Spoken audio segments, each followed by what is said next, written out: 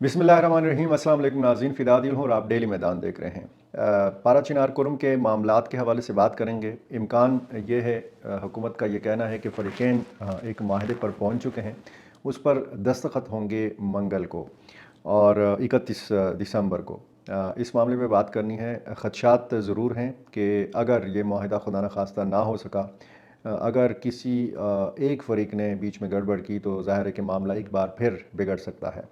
इस मामले पे बात करनी है और एक वीडियो सर्कुलेट कर रही है सोशल मीडिया के ऊपर, जिसमें बाजोड़ में किसी सिक्योरिटी पोस्ट के हवाले से कहा गया है कि वहाँ पे मिलिटेंट्स ने कब्ज़ा किया है, वो बाकायदा इसका जश्न मना रहे हैं। इस हवाले से भी बात करनी है और वाखान राहदारी जो है, इस पर कब्ज़े की बात हो रही है कि पाकिस्तानी फ़ोर्सेस ने इस पर कब्ज़ा किया है। बिल्कुल गलत ख़बर है और ये हो नहीं सकता कि चीन अफ़गानिस्तान जैसे अहम मुल्क के साथ अपनी सरहद जो है ये खो दे, पाकिस्तान उस पर कब्ज़ा कर ले और चीन देखता रहे। ये बिल्कुल जो है बिल्कुल हकीकत के करीब ख़बर नहीं है।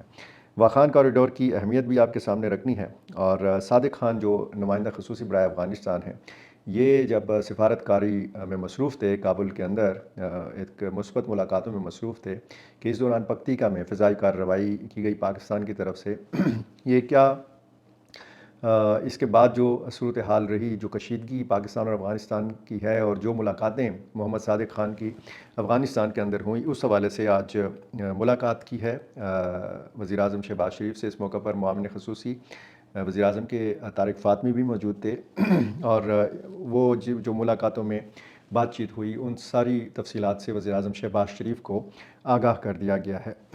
अफ़गान मुहाजिरीन के ऊपर नज़ला गिर सकता है, ये ख़बर है और इस ख़बर पे पहले बात कर लेते हैं कि इस्लामाबाद में कुछ अफ़गान ख़ानदानों को, कुछ अफ़गान मुहाजिरीन को गिरफ़्तार किया गया। बाद में अफ़गान कमिश्नरेट की मुदाखलत पर इनको रिहा कर दिया गया, इसमें ख़वातीन और बच्चे भी शामिल थे। एक नई जो है मुमकिना तौर पर मुहिम शुरू हो सकती है अफ़गानों को पाकिस्तान से निकालने के हवाले से। गो कि किसी सरकारी इदारे ने इसकी तस्दीक नहीं की है, लेकिन कुछ ज़राए ये कहते हैं कि इसकी तैयारियों का बाकायदा आगाज़ हो चुका है और जो 8 lakh Afghan citizen card holders हैं, इनको अगले मरहले में ये कहा जा सकता है कि जी आप पाकिस्तान छोड़कर वापस अपने मुल्क चले जाएँ।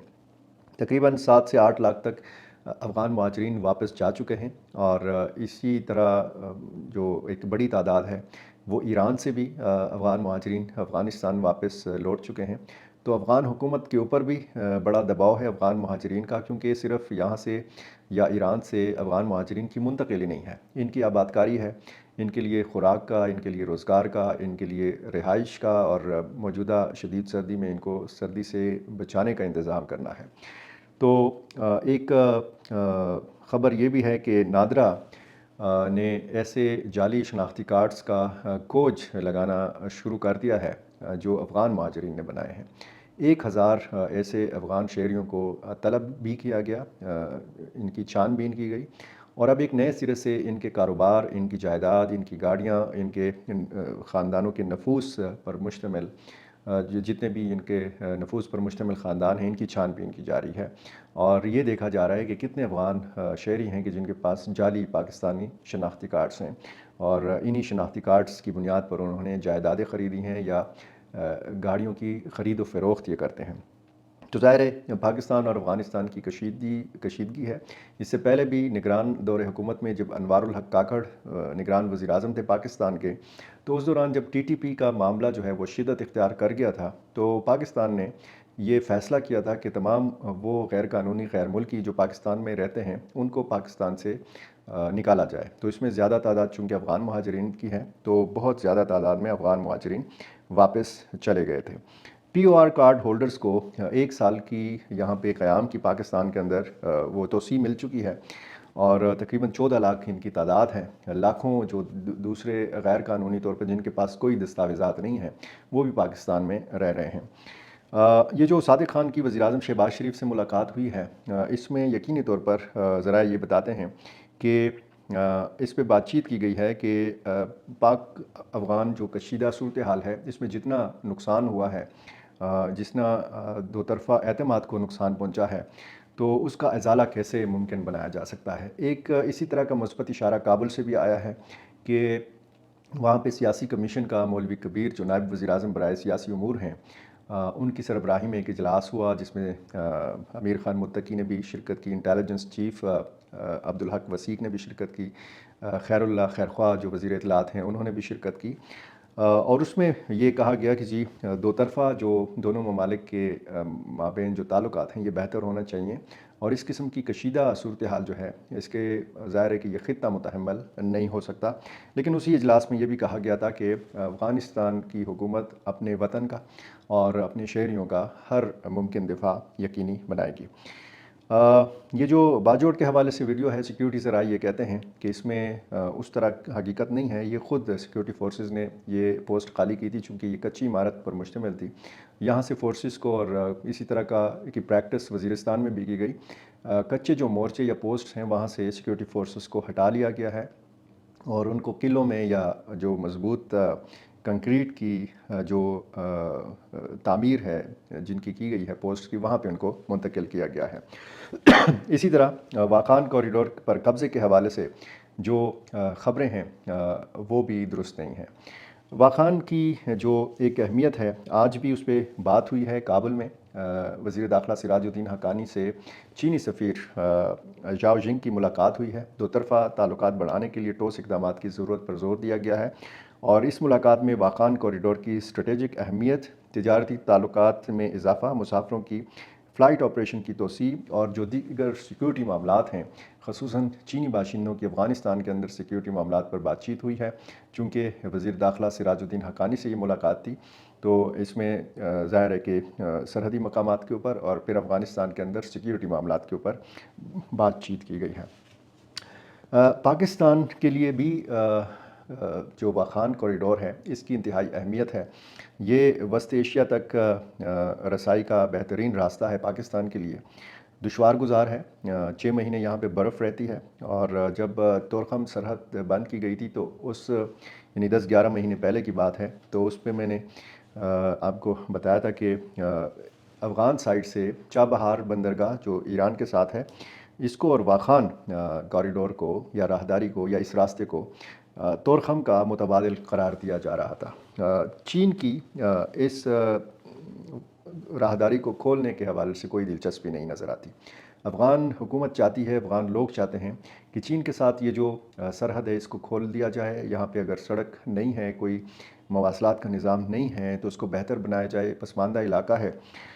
چین کے لیے یہ ظاہر ہے کہ انتہائی اہمیت کا حامل راستہ ہے، لیکن چین کے لیے بہت زیادہ چیلنجز ہیں۔ ایک تو یہ جو علاقہ ہے ضلع واخان، صوبہ بدخشاں کا یہ ضلع ہے، یہ براہ راست متصل ہے سنکیانگ صوبے سے۔ سنکیانگ صوبہ چین کا صوبہ ہے جو افغانستان کے ساتھ جس کی سرحد ملتی ہے اور اسی جگہ پہ ملتی ہے۔ یہ چین افغان سرحد جو ہے 90 کلومیٹر پر محیط ہے، یہ بہت کم فاصلہ ہے 90 کلومیٹر اگر آپ پاکستان اور افغانستان کے سرحد کے مقابلے میں دیکھیں۔ 2650 کلومیٹر پاکستان اور افغانستان کی تقریباً سرحد ہے، اور یہ چین افغان سرحد جو ہے یہ صرف 90 کلومیٹر یا اس سے کچھ زیادہ ہے۔ سنکیانگ میں چونکہ مسلم آبادی کی اکثریت ہے اور یہاں پہ کچھ مسلم تنظیمیں جو ہیں یہ چین کے لیے درد سر ہیں۔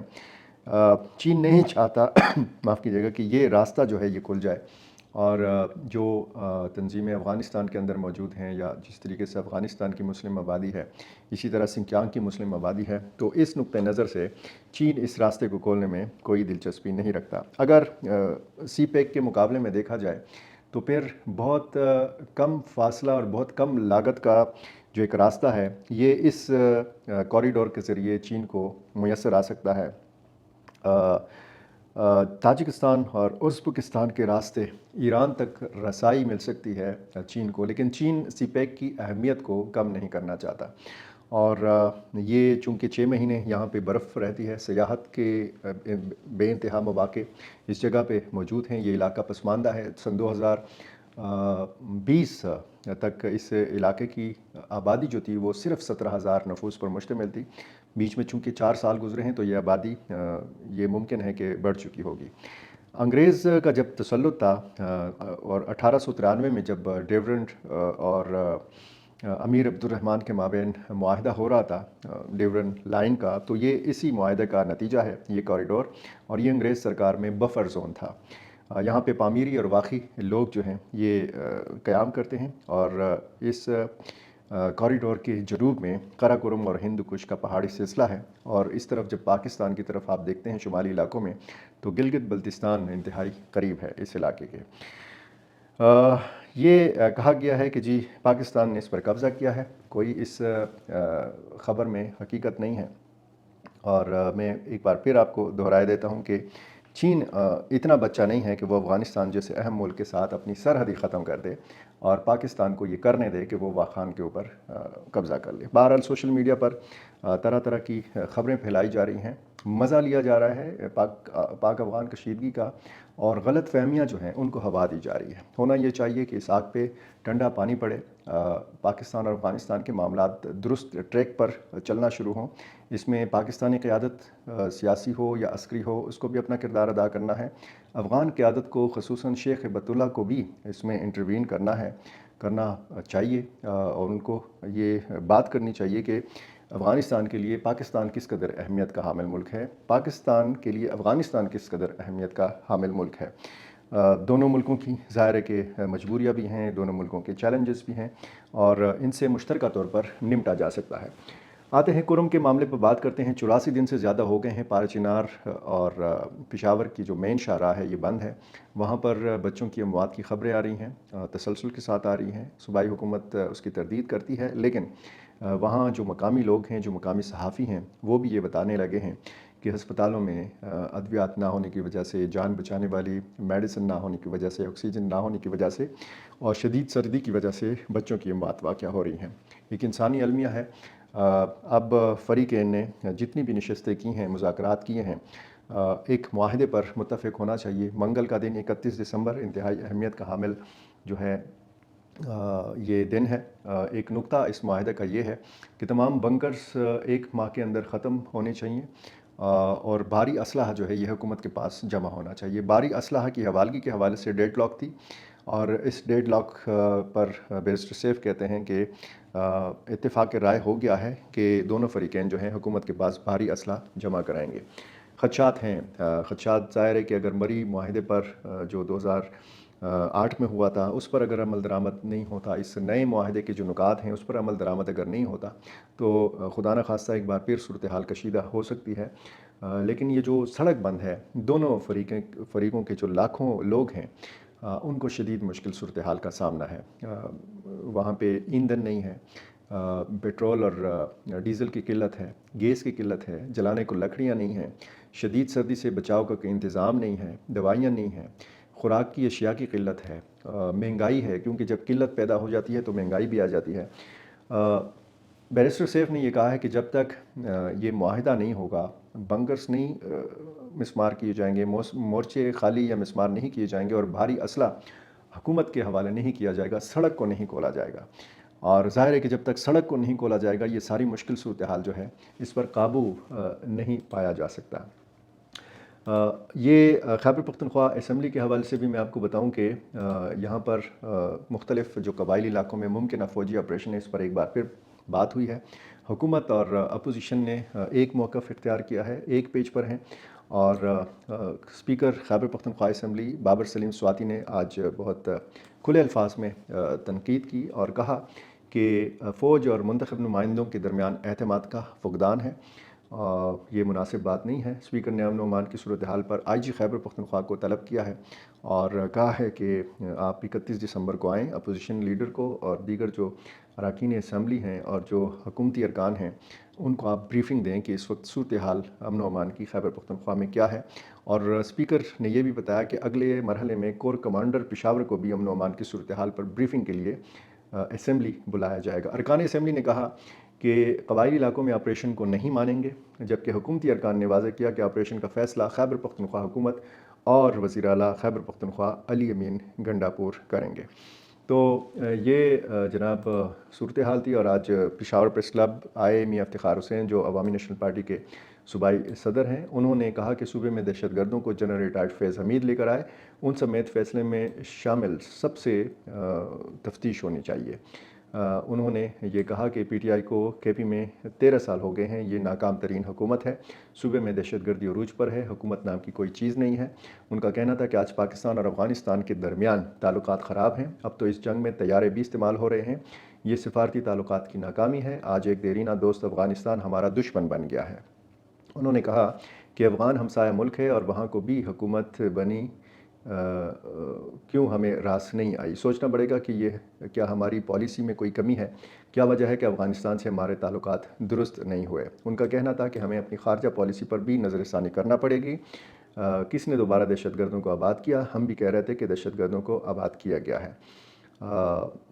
साथ में उन्होंने हामिद करज़ई और अशरफ गनी की हुकूमतों का भी हवाला दिया और कहा कि उनके साथ भी पाकिस्तान के ताल्लुकात ठीक नहीं थे, तालिबान के साथ भी पाकिस्तान के ताल्लुकात ठीक नहीं हैं। तो ये जनाब कुछ मामलात थे पाकिस्तान के, अफ़गानिस्तान के और ख़ुसूसन कुरम के मामलात के हवाले से। हमारी दुआ है कि अल्लाह ताला पायदार अमन लाए कुरम में भी, कबायली इलाकों में भी, खैबर पख्तूनख्वा के जनूबी अज़ला में भी, क्योंकि एक इज़्तिराब है, एक परेशानी है, लोग खौफ का शिकार हैं। एक तो सिक्योरिटी के मामलात के हवाले से देखें, सिक्योरिटी फोर्सेस के ऊपर भी हमले होते हैं मिलिटेंट्स की जानिब से, और धमाके भी हो रहे हैं, टारगेट किलिंग के वाक़यात भी हैं, सरकारी मुलाज़मीन को शदीद मुश्किल सूरत हाल का सामना है, ख़ुसूसन जनूबी अज़ला में, बन्नू डिवीज़न में, डेर इस्माइल खान डिवीज़न में।